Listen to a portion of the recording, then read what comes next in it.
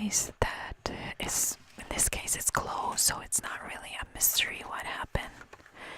But I thought that it was very interesting and that it was almost like a cold case, literally, and you'll know why in just a few minutes. But it was cracked because of the continuous work of forensic. It was amazing, and they could find whoever did this in a very non-standard kind of way. They don't have a lot of physical evidence, they don't have a lot of proof.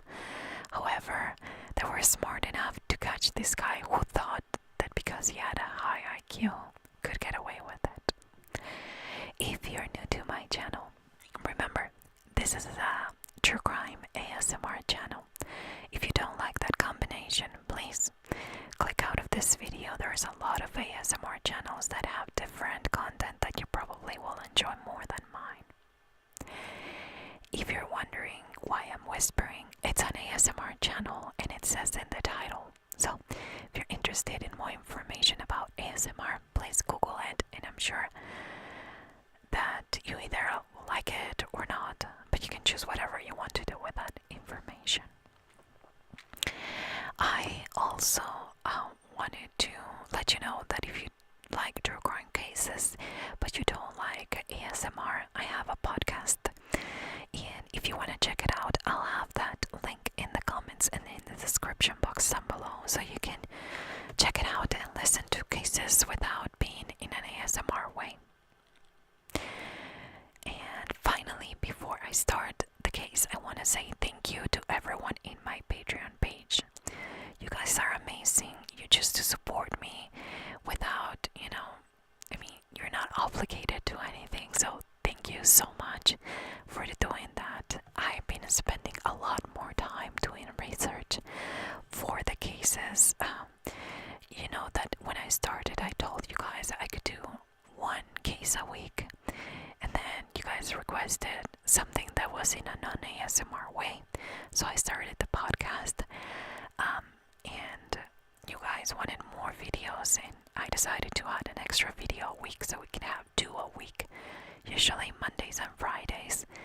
But if you've been subscribed to my channel for a while, then you know that it takes me about an hour to an hour and a half just to record this, plus the hours of research that I do before. So I know that you probably are like, yeah, so what, you're still doing it? Yeah, I know, but I appreciate the people that is taking the time to, with whatever they can, be part of my Patreon page, get extra content, and get a little bit of the heads up of what's going on in the channel.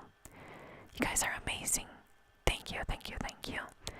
I've been working with YouTube to monetize the videos, and by the way, if I monetize them, I'm going to put an ad only at the beginning of the video, so you know it's gonna be there. You can watch it if you want to support me, or you can skip it, whatever, but I'm not going to put them in the middle of the case.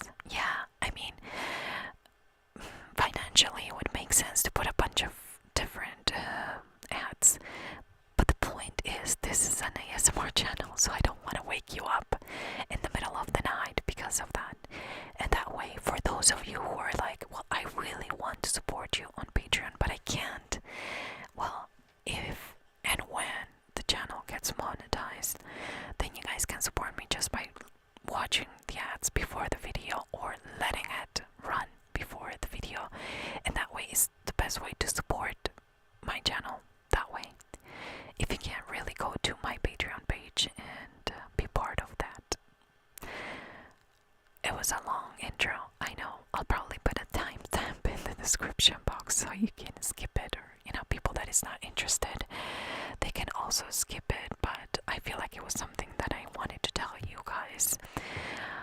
Finally, I started a blog so I can put more information there and pictures and stuff about the cases. So after you watch this video, you can go and look up the information, or you can look at pictures of the people that were involved in different cases, and maybe things that I talk about the podcast. It's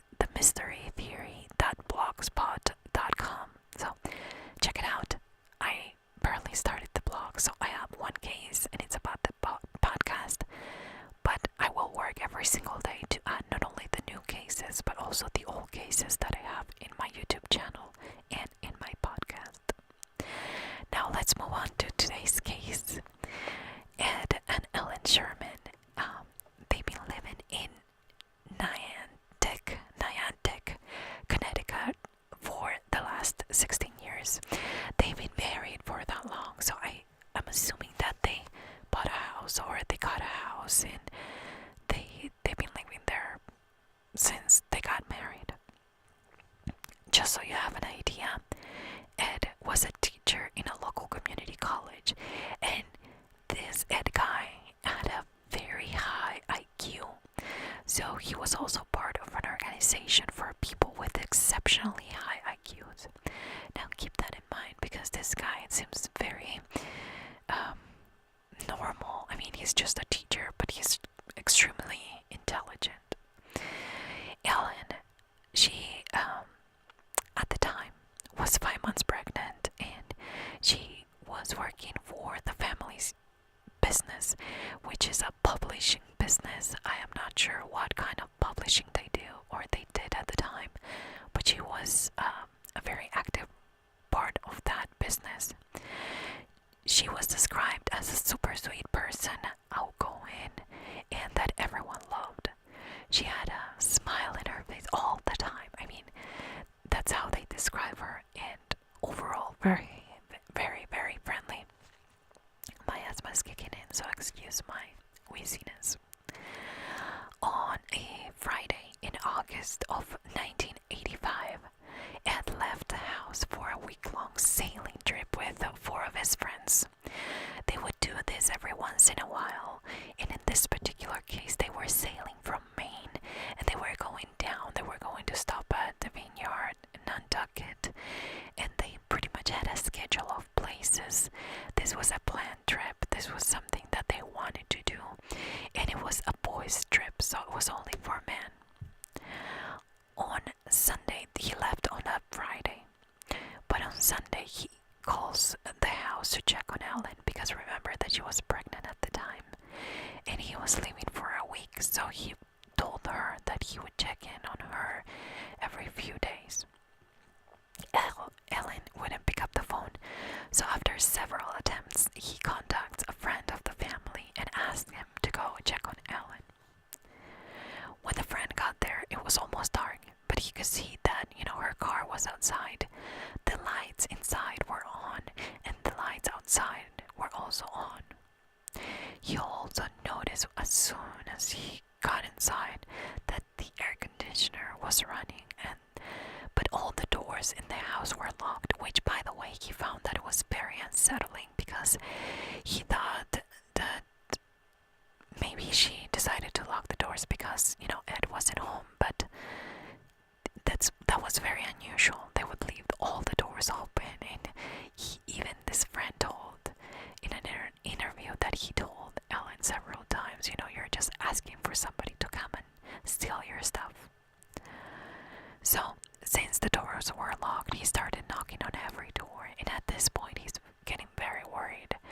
He decided to check the windows to try to see if one of them was unlocked and tried to get inside the house. He thought that maybe, she had an accident, maybe, whatever the case may be, he wanted to get in the house. When he got in through a window, he started calling her name, but she didn't answer, and the only thing that he could see that was, there was the dog. So he ran upstairs and opened the bedroom door, and there he realized that Elle was on the bed, but she was also not moving. When he looked around, he saw her clothes and underwear by the bed, which could indicate that this was after some kind of sexual act, but she was also dead. He called the police. The police got in, and they found, again, she was dead on the bed, and she had a couple of red ligature marks around her neck, indicating that she was strangulated. The medical examiner determined that she died either Saturday night or Sunday morning. This is because of some kind of test on how rigid your body is, and that's how they can tell if, or when you died. That is one of the things that a lot of people ask me in the comments. How do they know, the time of death? Well, basically, your body gets hard within a certain amount of time, and then it softens, so they can determine according to that. But it also showed when the medical examiner determined that she died either Saturday or Sunday morning, and that her nails were kind of pointing upwards, like they were bent, because it seemed like she really fought for her life. I mean, while she was being strangled, she really fought. They found no signs of forced entry, and nothing was missing from the house, so they quickly, got rid of the idea that maybe this was a robbery.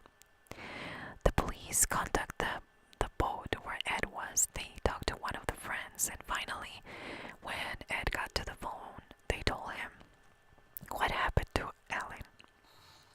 They asked him when was the last time that he talked to her, and he said it was Saturday night from his friend's house, and that he had a witness. Or actually, his friends were all witness that he called the house. And according to the friends, he did call, and he was telling her that, I don't know, something that he had to do, or she had to do with the bank. They were talking about money. When the police started to investigate the life of this couple, and I'm guessing through different interviews with friends and stuff like that, they realized that they had quite an interesting sex life, and that they were no ordinary couple, for sure. When they asked Ed about their sex life, they already had information, of course, but they were trying to get it out of Ed. So he described it as unusual, and I'm quoting him. I mean, unusual is what he said. And he said that he was having an affair with another woman for a number of years, and that Ellen was okay with the idea. She knew about it, and she didn't really care. This other woman's name is Nancy Prescott. She was a co-worker of his, and recently they had a child together. Nancy was described as the complete opposite, compared to Ellen. And she had dark hair, shorter hair, and this Nancy was, I don't know if younger, but she was blonde with long hair. And again, they spent a lot of time together because they were co-workers. And because of this relationship, it encouraged Elle to have affairs. And this is what he's telling the police at the time. He told her to find herself a couple of guys to be friendly with. Just as an example, a friend testified that on New Year's Eve in 1984, they had a party. Ed and Ellen had a party at their house, and that this friend attended with a girl he was seeing at the time. Nothing serious, they were just seeing each other, or beginning to see each other. But it came to a point in the evening that Ed asked this friend to exchange partners, and this New Year's Eve party became a swingers party. The friend talked to the girl, and they were uncomfortable with the idea, so they left. But according to this friend, Ed was the one that was pushing those things that Ellen wasn't really agree, but she was kind of okay. I mean, she still did it, so I guess that even if she didn't want to, I don't think that he was pushing her to do these things. They determined that whoever did this was someone close to Ellen, and that at least, she knew the person, and apparently she let him in and maybe locked the door after he or she got inside. Now, the police determined this because there's no other signs of struggle or anything. If this person knocks the door and he's a stranger and he's trying to get in the house, there's usually a trail of different things. There's a struggle. Maybe she's trying to have him stay outside, and that kind of thing. That it wasn't there. this guy, Dr. Lee, he was, I mean, amazing. I watched many interviews with the guy.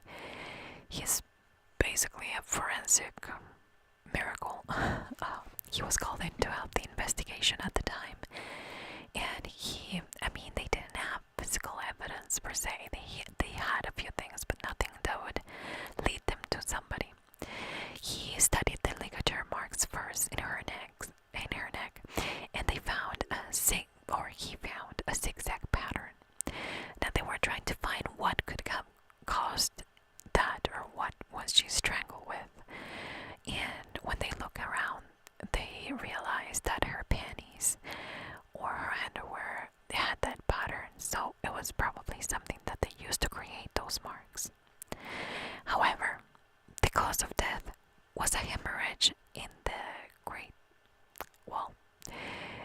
cricothyroid muscles bilaterally. Oh my gosh, this is a tongue twister for me. With an underlying fracture of the cricoid. I'm not sure. Well, this is a cartilage. So, all that to say that you can't do that with a panty. You would have to actually choke somebody with your hands in order to cause all that damage. According to all of this information, Dr. Lee believes that the killer did it after killing her with his hands and wanted to stage the crime scene to make it look like a sex crime. However, under the sheets they found the semen stains, and I don't know, but I think it was over 100 of them. And they found this and they showed him with a blue light, and the police were hoping that it would point to the killer, DNA from the killer, but it was too badly degraded for DNA testing. So what does that mean?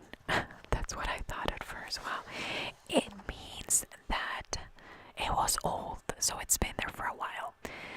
The sheets were probably washed, but it couldn't get rid of the evidence, or it couldn't get rid of the semen in the sheets.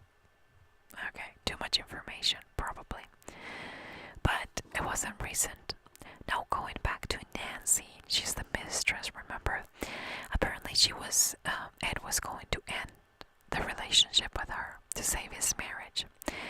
Ellen was pregnant, remember, and she wanted Ed, and this is according to Ed.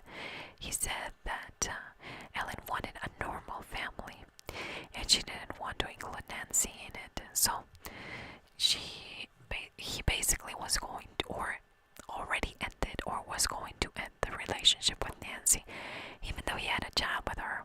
I don't know. He had a lot of to say about that. Now Ed took a polygraph and the results were inconclusive. So it doesn't say he didn't pass it, they were just inconclusive. And Nancy, she had an alibi. She wasn't a viable suspect at the time. Now, let's go back to what we talk about and how they determine the time of death. Well, they use something that is called rigor mortis, and that is a stage after you die that ranges between 24 and 48 hours, where the body becomes stiff. They even show a picture while I was reading about this, about a guy who was dead, and basically the legs were in one chair and the head was in another one, and the middle of the body wouldn't bend, just so you have an idea. And at the time that they found Ellen, she was in the final phase of it, so she was beginning to lose that stiffness. When they look closer into that information, they started to dig a little bit deeper. And Dr. Lee, in one of the interviews, said that one of the things that it really opened to the idea that maybe that wasn't the time where she died. When she died is that when the friend found the body, the first thing he said is that the house was freezing. The house, not only the house, but also the bedroom. I don't know because this is something again that I found randomly in one of the. I'm not sure if this was a newspaper or what it was, but it made it seem like they had one of those air conditioners that you can turn on in a specific room. You know, those electric ones that you have there, and it will just, they're small, so they're only going to work for a room. And also the other air conditioner was on, you know, I don't know if there was a central, so basically somebody, and the friend that found her said that it was uncomfortable to be inside the room because of how cold it was, and that he didn't believe that she would put the AC so low because she would be freezing inside there. And we all know that by keeping the body cold, it really slows down the decomposition of the body and the stage of rigor mortis, which is again what we talked about previously. And this is just because the cold kind of preserves the body, and that stage goes a little bit slower. So what does that mean? That she could have died before Saturday, and masked with the AC that it looked like it was done on Friday. She could have died Friday when the husband was still in town. Well, another thing that the police learned is that during the trip, Ed was wearing long pants and long sleeve shirts, some turtlenecks, and this is according to the friends of Ed. And all of them were wearing shorts and t-shirts, but he was the one who was always with the long sleeve or pants. So that was something that maybe was a small detail, but it would really make sense if he was the one who killed her, that he would have scratch marks all over his body, or at least, you know, in the arms, and he just didn't want anybody to see them. Now, another thing that gave this guy away, and it's part of the investigation to crack the case, is that he also said that he talked to his wife and he had a witness, several witnesses. You know, his friends were right there when he called his wife. But, you know, this is when I find like it was meant to be this way. The 9-year-old daughter of one of the friends was going to make a call, so she picked up the phone, and Ed was calling from the landline, of course.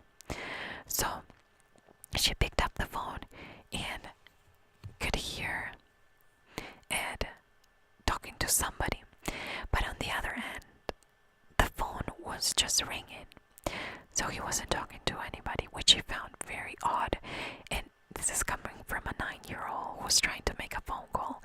Maybe she was upset that he was on the phone and not talking to anybody.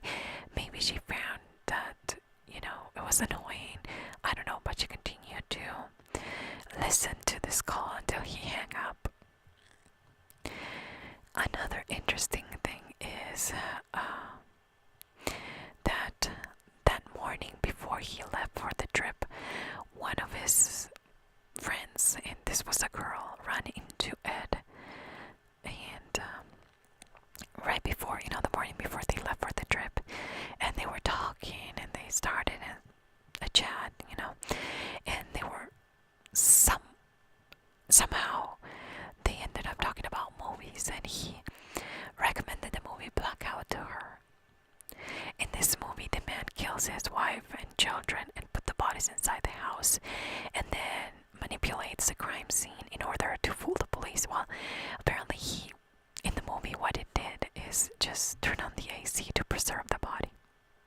Sounds familiar.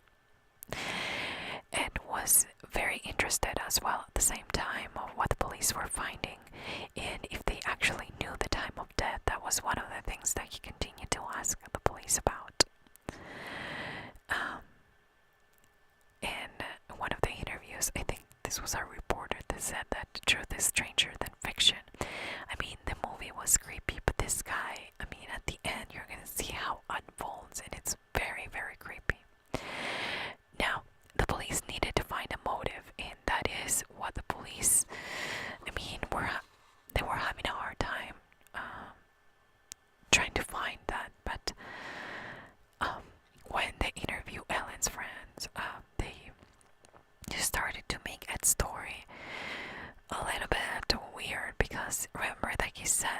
was leaving his mistress to live a faithful life with his wife and new child.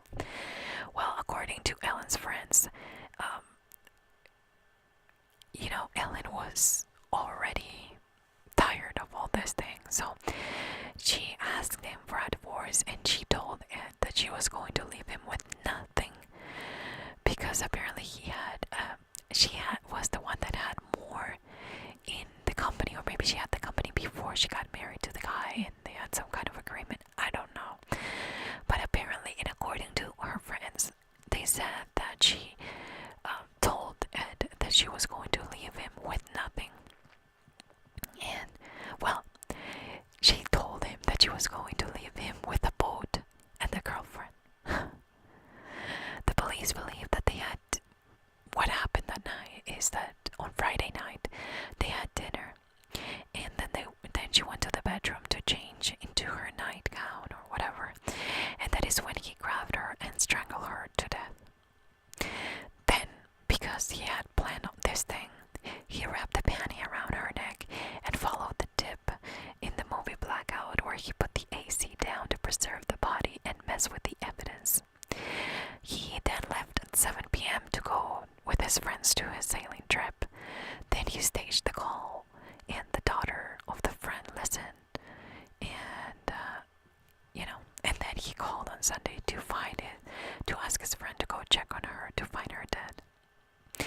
So the phone call that it wasn't true, the AC to preserve the body, the knowledge that he knew about that movie that explained how you can preserve a body, and the science, the evidence that they had that whoever did this was trying to cover up under a sex crime or something like that. That kind of led the investigators to believe that she died on Friday and not Saturday. They arrested Ed for murder. The jury considered mostly the forensic evidence in this case because, again, there is not much physical evidence, but they had quite a few testimony of the experts, Dr. Lee and a lot of different experts, and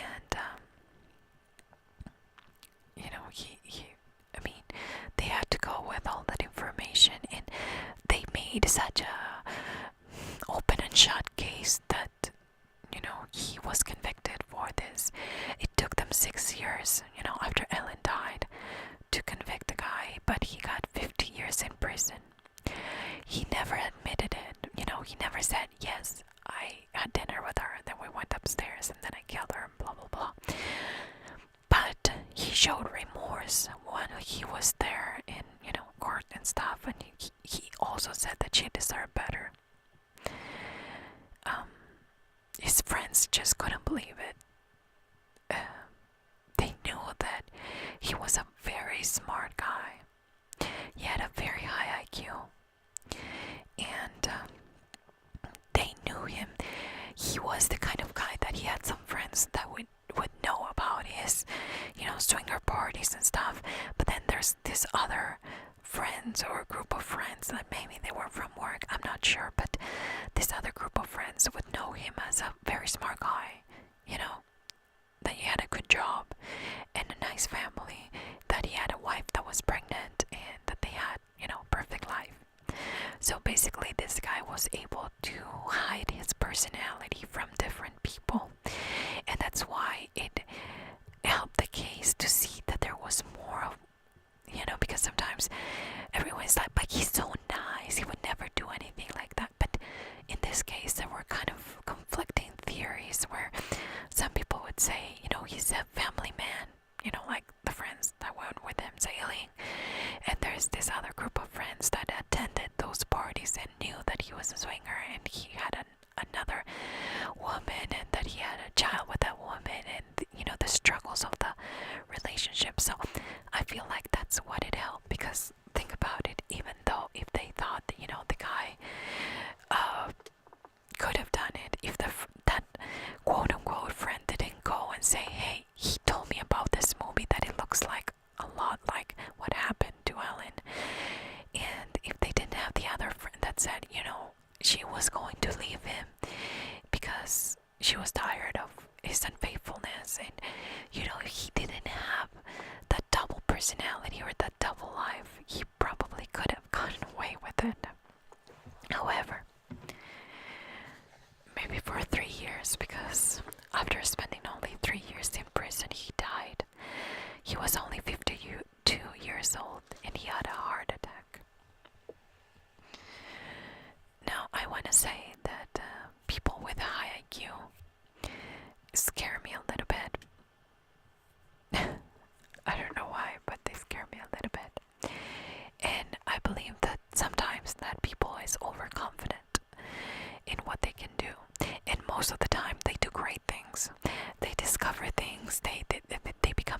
scientists, they become, you know, astronauts, they become great teachers, they become, you know, people with a high IQ. They have that in the palm of your hand. But I do have a family member with a very high IQ that, you know, he's not a bad person, but because of his high IQ, he believes that he can manipulate any situation for his benefit.